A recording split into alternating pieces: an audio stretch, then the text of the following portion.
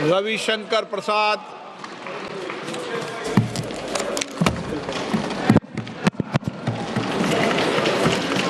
माननीय अध्यक्ष जी, मैं बहुत कृतज्ञ हूं कि मुझे इस महत्वपूर्ण बिल पर बोलने का अवसर दिया गया है। सर, मैं विपक्ष की बात सुन रहा था। मुझे उनके तर्क को समझने में थोड़ी कठिनाई हो रही है। वक्फ बिल में संशोधन होना चाहिए, लेकिन नहीं भी होना चाहिए। ये दोनों तर्क कैसे चलेगा? सबसे पहले बात थोड़ा संविधान की कर लेते हैं। आजकल लाल किताब बहुत घूमती है। जब भी कोई विषय होता है, संविधान की लाल किताब दिखाते हैं। सर, हम संविधान की हरी किताब लेकर के आए हैं जो संसद में रखी हुई है, तो मैं इसी को दिखाऊंगा आज। सर, भारत के संविधान के मौलिक अधिकार में धारा 15 है। धारा 15 में लिखा हुआ है कि महिलाओं के साथ कोई विभेद नहीं होगा और सरकार महिलाओं के विकास के लिए कानून बना सकती है। तो अगर यह वक्फ बिल देश की खवातीनों के विकास के लिए, वक्फ में उनकी भूमिका के लिए यह कानून लाया जा रहा है, तो यह कानून गैर संवैधानिक कैसे हो गया भाई? सर, संविधान की धारा 15 में यह भी लिखा हुआ है कि सामाजिक रूप से पिछड़े वर्ग के लोगों के विकास के लिए सरकार कार्रवाई कर सकती है। यह सच्चाई है। Honorable member, please. मैं जिस प्रदेश से आता हूं, Honorable member, please be seated. Honorable member, sir, जरा लोगों को बैठा please be दें। seated. Honorable member, जरा बैठ जाए। Honorable member, मैं भी आग्रह करूंगा। see the back to the chair. Please be seated. Venugopal जी, जरा मैं बोल रहा हूं, आप भी सुन लीजिए। Mister Venugopal, Yes. Mister Venugopal ji, I am speaking, kindly have some attention to me. बैठिए। सर, मैं ये कह रहा था कि मैं जिस प्रदेश बिहार से आता हूं, वहां बहुत सारे पिछड़े मुसलमान हैं। उत्तर प्रदेश में भी हैं, पसमंदा कहते हैं हम, कई कैटेगरी के हैं। उनको वक्फ के मैनेजमेंट में अवसर नहीं मिलता। और अगर संविधान की धारा 15 के आलोक में इस बिल में इस बात का प्रावधान किया जा रहा है कि पिछड़े मुसलमानों को भी वक्फ में जगह दी जाएगी, उनको जगह दी जाएगी, तो परेशानी क्यों है इनको? और सर, जहां तक सर सवाल है सर, मैं ये बताना चाहता हूं कि संविधान की दुहाई का जवाब मैं संविधान से ही दे रहा हूं। ये वक्फ में जो संशोधन हो रहा है, वो मौलिक अधिकार की धारा 15 में उसकी अनुमति मिलती है। अब सर, धारा 25 की बात की गई। सर, अब हमारे विपक्ष के उपनेता को मैं सुन रहा था, आपने धारा 25 का जिक्र किया, तो धारा 25 का क्लॉज 2 भी पढ़ लीजिए मेरे साथ। सर, मैं आपके सामने पढ़ना चाहता हूं। Nothing in this article shall affect the operation of any existing law or prevent the state from making any law regulating or restricting any economic, financial, political or other secular activity which may be associated with the religious practice। तो अगर वक्फ की जमीन बर्बाद हो रही है, अगर वक्फ की जमीन लूटी जा रही है, अगर वक्फ की जमीन हड़पी जा रही है, तो संविधान की धारा 25 यह अधिकार देता है कि कानून बन सकता है। तो कृपया करके कोई, अगर आप धारा संविधान की कोट करते हैं, तो पूरी की पूरी कोट करें। सर, मैं प्रावधानों पे आने के पहले एक और बुनियादी बात उठाना चाहता हूं। वक्फ के माने क्या है सर? माननीय मंत्री जी ने विस्तार से बताया है। Waqf is not a religious body. Waqf is just a statutory body. वो कोई धार्मिक संस्था नहीं है, वो सिर्फ एक वैधानिक संस्था है। सर, दूसरा सवाल आएगा सर। अच्छा, आप अपने पारी का इंतजार करिए ना। You are a very eloquent speaker, I know. Wait for your turn. Sir, इसी से एक और सवाल उठता है सर, मुतवल्ली की क्या भूमिका होती है? आज मैं चाहता हूं इस बात को सदन में रखूं और सदन के माध्यम से देश में जाए। सर, मुतवल्ली को सिर्फ मैनेजर बोलते हैं सर, और ये मैं नहीं बोल रहा हूं, मैं इस्लामिक लॉ के एक बहुत बड़े scholar Mulla law of Mohammedan law, इस किताब के मैं 3 लाइन कोट करूंगा sir. Mulla principle of Mohammedan law, M Hidayatullah जो भारत के पूर्व मुख्य न्यायाधीश थे, उन्होंने इसको रिवाइज किया था सर, बहुत बड़े जूरिस्ट थे, और मैं इसके सिर्फ एक पैराग्राफ को पढ़ूंगा sir. Para 202 mutawalli, under the Mohammedan law the moment a waqf is created, all rights property pass on the waqif and vested in the Almighty. The mutawalli has no right in the property belonging to the waqf. The property is not vested in him. He is not a trustee. He is merely a superintendent or a manager. तो मुतवल्ली साहब ये 8 लाख की property के खाली manager हैं, और क्या हो रहा है? तो क्या सरकार खामोश है? अगर वक्फ देने वाले की प्रॉपर्टी लूटी जा रही है तो क्या खामोशी चलेगी सर? ये तो नहीं चलेगी। सर, कुछ और मैं बुनियादी सवाल उठाना चाहता हूं सर इस बहस में, जो उठना चाहिए। ये 8 लाख संपत्ति है, इसमें कब्रिस्तान भी होंगे, इसमें मस्जिद भी होगी सर। आज मैं ये सवाल इस संसद के सामने उठाना चाहता हूं, कितने स्कूल बने वक्फ की संपत्ति पर, कितने अस्पताल बने वक्फ की संपत्ति पर, कितने स्किल सेंटर खुले वक्फ की संपत्ति पर, कितने अनाथालय खुले वक्फ की संपत्ति पर, कितनी बेवा विधवा बेटियों बहनों को सिखाए गए सिलाई कढ़ाई जीने का तरीका, गिनतियों पर भी आएगा सर। तो ये बार बार जो वक्फ की बात बोलते हैं, अगर आज इस कानून के द्वारा वक्फ की जमीन को रेगुलेट करके उसकी प्रॉपर्टी में फंडिंग अच्छी आए और उस जमात के लोगों के लिए इसका विश्वास बढ़े, तो इनको परेशानी क्यों होती है सर? सर, इस परेशानी की मैं वजह समझता हूं और अब मैं इस परेशानी की वजह पर आ रहा हूं। दिल से तो कहते हैं कि हम चाहते हैं संशोधन हो, लेकिन राजनीतिक मजबूरी इनके पैर पीछे खींचती है। सर, बहुत सालों से राग वही है, सुर वही है, तीखापन वही है, भाषा वही है। और मैं 3 उदाहरण देना चाहता हूं सर। याद करिए, शाहबानों के केस में जब सुप्रीम कोर्ट ने एक निर्णय दिया कि शाहबानों एक डिजर्टेड वाइफ थी, उनको कुछ 100 रुपये मिले, तो सुप्रीम कोर्ट के फैसले पर हो हल्ला किया गया।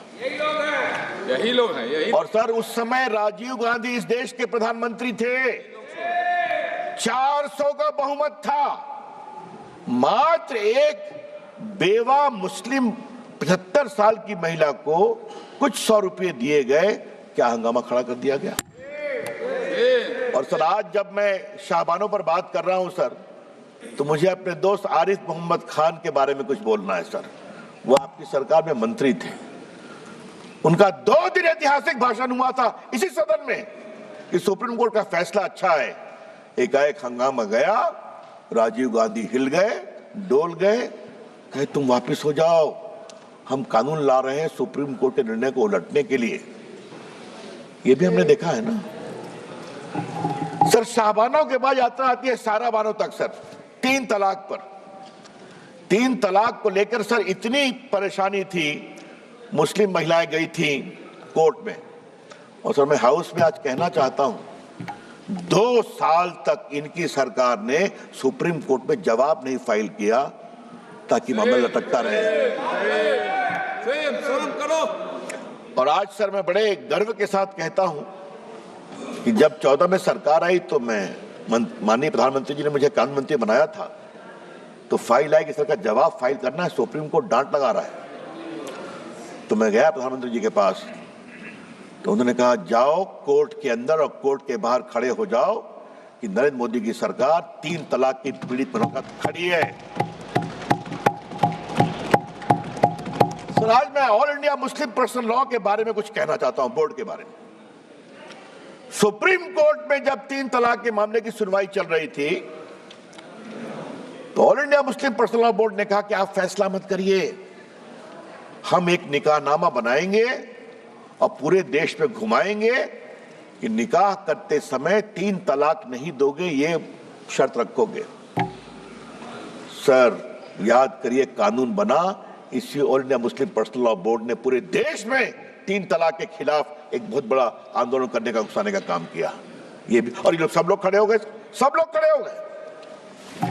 सर, तीसरा मामला धारा 370 की समाप्ति का, यही बिल आया था ना सर, माननीय गृह मंत्री बैठे हैं ना, हिम्मत दिखाई थी ना, सब लोग एक थे ना। देश टूट जाएगा, देश में आग लग जाएगी। आज 370 समाप्त हो गया, आज कश्मीर का विकास हो रहा है, जम्मू का विकास हो रहा है, पूंजी निवेश हो रहा है। और सर, याद करिए, अभी जो चुनाव हुआ है, एक भी बूथ पर रिपोल नहीं हुआ। जो उमर अब्दुल्ला की सरकार बनी है, जहां पाकिस्तानी झंडे लहराते थे, आज वहां लाल चौक में तिरंगा लहराता है और भारत माता की जय बोलते हैं। सर, ये बात मैं क्यों बोल रहा हूं? सर, ये बात मैं क्यों कह रहा हूं? सर, मैंने 86 से 20 तक की कहानी बताई। स्वर वही है, सुर वही है, तलखी वही है, चाहे संशोधन लाओ वक्फ में, चाहे लाओ 370 में। तो हम ये भी कहना चाहते हैं कि अब ये नहीं चलेगा, और बड़ी जिम्मेदारी से कहना चाहता हूं। सर, एक सवाल उठाने की इच्छा होती है, वोट बैंक के लिए देश कहां तक जाएगा? क्यों जाना चाहिए? सर, आप याद करिए, मैं कहना चाहता हूं, सीए पर क्या क्या तूफान खड़ा किया गया। आप जो बाहर से हिंदू थे, सिख थे, क्रिश्चियन थे, उनको भारत लाया गया, उसका कोई असर हिंदुस्तान के मुसलमानों पर नहीं था, फिर भी तूफान खड़ा किया गया। और आज फिर खड़ा करने की कोशिश की जा रही है। सर, अच्छा जरा शांत, अच्छा जरा आप शांत। अरे धर्मेंद्र जी, कभी तो हमको सुन लिया कीजिए, अखिलेश जी सुनते हैं, आप नहीं सुनते, यही समस्या है। सुनिए सर, इससे जुड़ा एक और बड़ा सवाल है सर, और वो सवाल मैं उठाना चाहता हूं। मुस्लिम जमात इस देश के लोग हैं, जितना हिंदुओं का उतना आपका है, कोई शक नहीं है। लेकिन मुस्लिम जमात के आदर्श कौन होंगे? क्या मुस्लिम जमात के आदर्श वोटों की दलाली करने वाले, सौदागरी करने वाले होंगे? अगर ये है तो ये देश को स्वीकार नहीं होगा। हम बहुत विनम्रता से कहना चाहते हैं, मुस्लिम समाज के आदर्श होंगे मौलाना अबुल कलाम आजाद, डॉक्टर एपीजे कलाम, अब्दुल हमीद, अशफाकुल्ला खान, रसखान, कबीर, मलिक मोहम्मद जायसी। जब मोहम्मद शमी फास्ट बॉलिंग करके आउट करता है, पूरा देश ताली बजाता है। और जब सानिया मिर्जा टेनिस में भारत का नाम ऊंचा करती है, हम सभी खुश होते हैं। ये तय करना पड़ेगा। हमें लगा था कि 25-30 साल के बाद वोटों की सौदागरी कुछ बंद होगी, लेकिन अभी तक बंद नहीं है। कभी तो आप लोग निकलिए उससे बाहर। ये देश बदल रहा है और उनकी संख्या देख रहे हैं। कांग्रेस कहां थी, कहां चली आई? अखिलेश जी, देखिए आप।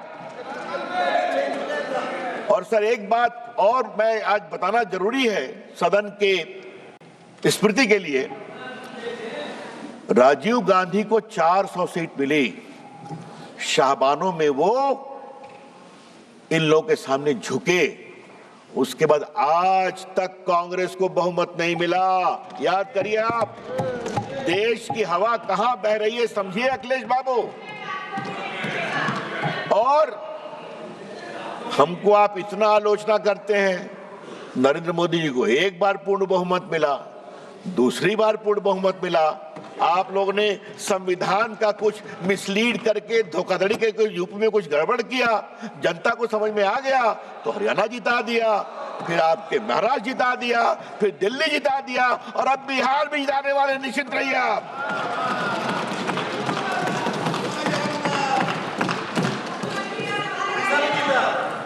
वो तो पहले जीत गए थे। सर मैं आपसे आज इस बहस के क्रम में कुछ और बड़ी बातें कहने की जरूरत है सर।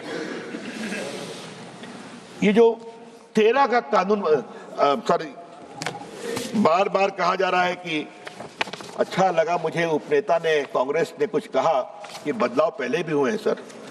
सर आपकी जानकारी के लिए अगर देखें आप, आजादी के बाद 54 में एक्ट आया, 59 में बदलाव हुआ, 64 में बदलाव हुआ, 69 में हुआ, 84 में बदलाव हुआ, फिर 95 में आया। और सर ये रिकॉर्डेड है, अगर आप निर्देश देंगे तो हम प्रस्तुत करेंगे। ये सारा कुछ बदलाव कुछ जमातों के दबाव में आया। और सर 95 कब आया? जब राम जन्मभूमि का आंदोलन चल रहा था। हाँ, तो इन लोगों ने कहा ठीक है हमारे वक्फ में बदलाव करो। और 13 कब आया? जब इनके हारने का रास्ता खुल रहा था। सर जब आप इस तरह से कानून में बदलाव करते हैं तो आपकी मंशा अक़लियत की सेवा करना नहीं है, आपकी मंशा अपने वोट का इजाफा करने की है। फिर भी आप हार जाते हैं, तो फिर भी नहीं समझते। सर अब मैं इसकी आवाज मैं सुन रहा हूं, अपने प्रदेश की है क्या आप? चलिए, आपके मित्र के बेटी आपके मित्र के बेटी। सर अब मैं कुछ संपत्ति पर आता हूं। ये 8 लाख संपत्ति है, दुनिया की सबसे बड़ी संपत्ति है सर। और सर मुतवल्ली उसको मैनेज करता है, मैंने दिखा दिया, वो मैनेजर है। मैनेजर की अकाउंटेबिलिटी होती है कि नहीं? और सर मैं पटना साहिब का सांसद हूं सर। हमारे क्षेत्र में गर्दनी बाग में सर एक सरकारी जमीन पर तालाब है जहां लोग छठ में अर्घ देते हैं सर। हाई कोर्ट में सरकार ने कहा कि यह सरकारी जमीन है और वहां से 5-7 किलोमीटर दूर एक कब्रिस्तान है, 1920 का रिकॉर्डेड। कुछ लोग कहते हैं ये हमारा वक्फ है, हर बार छठ में खड़े हो जाते हैं। फतवा में यही काम किया। अभी तो सर मैं अभी तो 113 बात की गई दिल्ली की, मैं सुन रहा था, उन्होंने कहा जो फोर्ट विलियम है ना कलकत्ता में सेना का कमांड, वो भी हमारा वक्फ है। अब आगे तो कहेंगे कि पूरा हिंदुस्तान वक्फ है, क्योंकि हमारे यहाँ तो हमारे सम्राट हुए थे। क्या देश ऐसे ही चलेगा क्या? चल रहा। अरे प्रयागराज में बोला, भोपाल में बोला, कहां नहीं बोला, मुंबई में बोला, जहां चले जाइए। सर ये देश ऐसे नहीं चलेगा। और मैं माननीय मंत्री से आग्रह करूंगा, एक बार सदन को विस्तार से बताएं जिस तरह से वक्फ का दावा किया गया, उसका दावा करने वाले कौन थे। और थोड़ा गहराई में जाएंगे, हम लोग भी देश घूमते हैं, तो मैनेजर साहब की बिल्डर से सांठगांठ हो गई और वहां पर बिल्डिंग खड़ी हो जाती है। ये सच्चाई नहीं है क्या? वक्फ इसके लिए नहीं होता है। इसलिए ये पूरा बदलाव सर जरूरी है सर। सर मैं एक बात और कहना चाहता हूं इस कानून के संदर्भ में,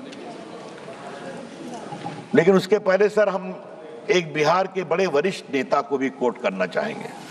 और सर आपसे मैं आग्रह करूंगा, उनका नाम मैं बाद में पढ़ूंगा, लेकिन मैं चाहता हूं कि उनकी बड़ी विद्वता भरी टिप्पणी थी सर, वो सदन के सामने आनी चाहिए सर, वो बहुत जरूरी है।